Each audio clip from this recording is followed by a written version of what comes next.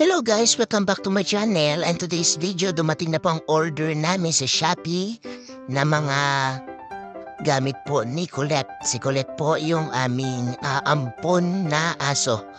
So yan, dahil nag-ampon kami ng aso ay kailangan namin siyang bilihan ng mga gamit niya. Katulad na lang po nung kanina pinakita ko ay shampoo. Ito naman po medicated super soap yan para po sa kanyang pagligo. At ito po yung sinasabi kong Madre de Cacao shampoo. Ayan po, mamaya papakita natin kung magkano yan. And pet spray. Yan po, pet spray para sa antifungal and hair growth ni Colette. So ayan po, bumili na kami na 1 kilong pagkain, pedigree para po sa kanya, 170 po yan per kilo. 1 kilo lang po ang bilhin, good for 6 days.